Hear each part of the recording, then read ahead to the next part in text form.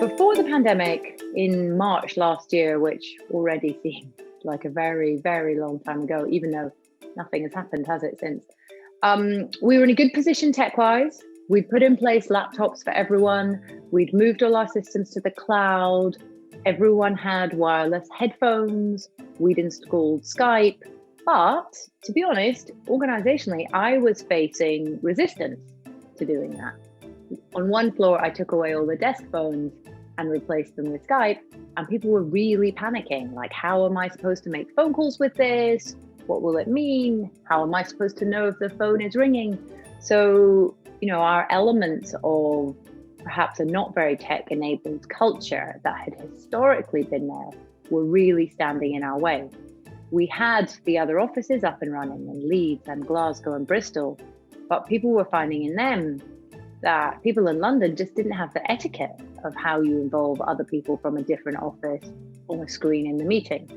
I had introduced policies around more flexible amounts of time in the office, but managers were still implementing the old presenteeism culture, and staff were really worried that if they weren't at their desks, they would be marked down. And indeed, we didn't really have the HR systems or the objectives or the knowing how you manage more remotely systems in place to try and deal with that. So there was a lot of passive resistance as to how we make this work.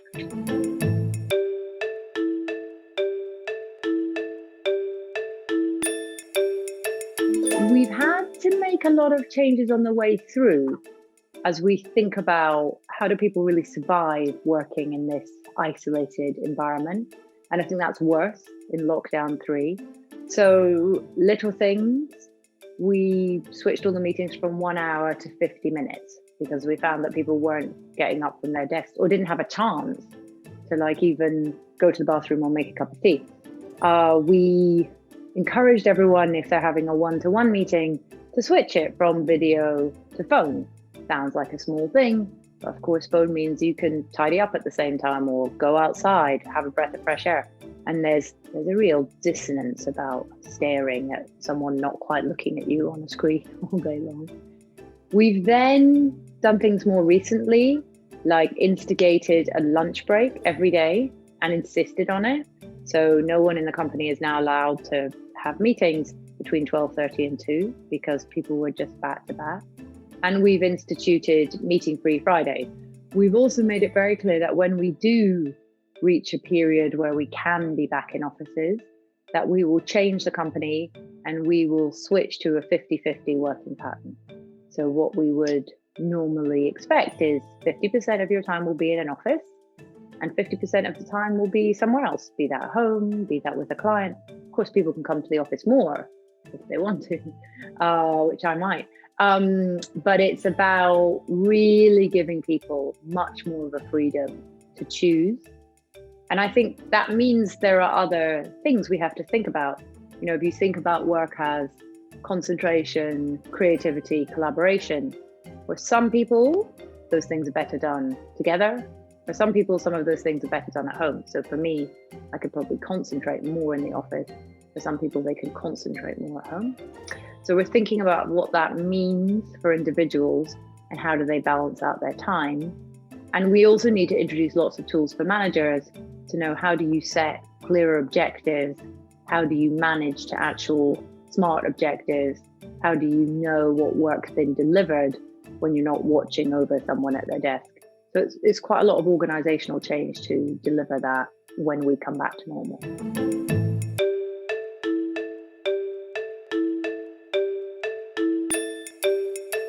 We have the best building in Leeds, the Majestic building, which used to be a dance hall, a nightclub, a music venue. So I rarely meet anyone of any age who hasn't got a big night out to describe in that building. So I love the fact it's been part of so many memories in Leeds. But you're absolutely right. We're in the phase of designing the fit out for there. So actually we get to design that office in a way that's going to suit whatever the next phase of working is. So we're thinking that through now, we're at final stages, but it means things like we're really changing the balance of fixed desks. So we're going much more for free seating. But we have to have enough desks, right? Because historical experiments with that have shown you that people can get incredibly frustrated spending their whole time wandering around looking for somewhere to sit. We have to have enough, but we are balancing the ratios between a normal desk setup that you sit down and work at a monitor, or maybe a touchdown space where you might be using it for just a couple of hours, or maybe a space that is more sound secure, where you're going to join a video call with lots of other people from elsewhere, or big meeting rooms where you're going to physically be present, or small meeting rooms where there'll be lots of other people on the video screen. So we're changing all of those ratios of the space, and we're putting in a lot more social space. So we think when people do start using offices again, and they change the balance of why they come in, a big part of the reason to come in will be to be with others. And certainly, I'm still going to the office a day a week, and what I see is an utter joy in people to be together again. And we're using that time much more just to talk and catch up and do all the pleasant things that we could do when we were together. So we're thinking through a lot of that. We're thinking through how we host events in it. But we're also thinking, where do we have quiet space? Do we need more of a library-like area where people can really focus and get their head down and get stuff done quietly? Because we're also seeing, as you are in an office and you're on headphones and you're on a video call with lots of other people, that makes quite a lot of noise for others. So there's big changes in how we lay out that office. But it's a delight to be able to do it in a fresh, clean slate way and start from the beginning, now that we have done some thinking about how people might want to work in the future.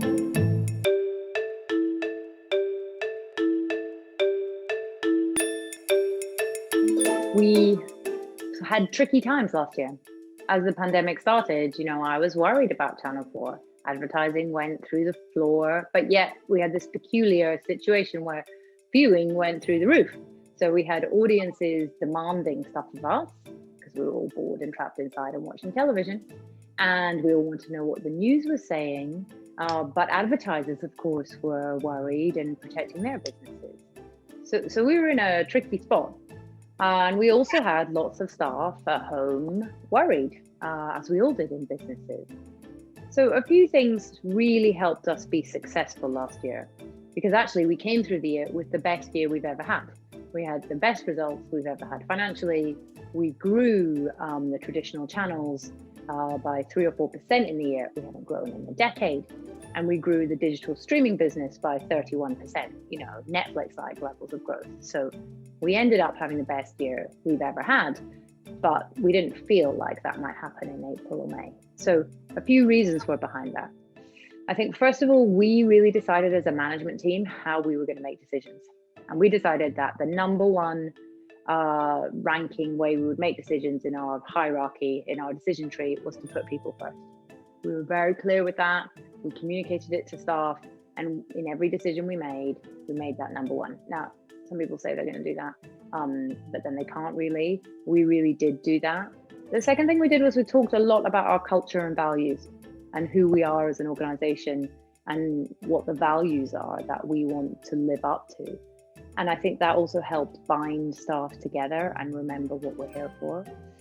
And at its core, we're here to deliver to the audience. So the fact that we were delivering shows to the audience that they really valued, whether that was the news, verified facts about coronavirus, whether it was documentaries, or whether it was the stuff that brought us together a little bit more as a nation, like a virtual pub, like Jamie Oliver cooking at home, or Kirsty crafting at home, or Grace and Perry doing art at home, or we spent a long time working out how we could make Bake Off in a bubble so that it could still be on air to amuse people. It was those things that made us really popular with the public, which meant that we aced it as a business. And they really also helped our staff remember kind of why we're here and why we're important to the audience. So I think that helped in a kind of virtuous circle.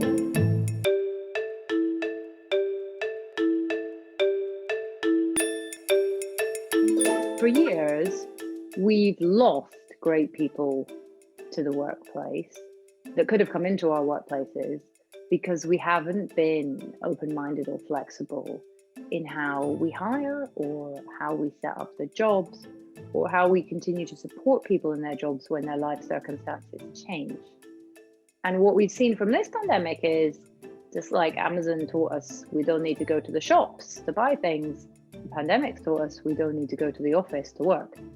And I think even the most backward thinking people in organizations have realized that, because we've all worked from home. We've all worked under really, really trying circumstances. So now we should all really realize that we can hire brilliant people from all kinds of places in the UK or with all kinds of setups and circumstances. We just have to change a little bit and be a little bit more flexible in how we set those jobs up. And if we do that, we will have brilliant talent and we'll retain it.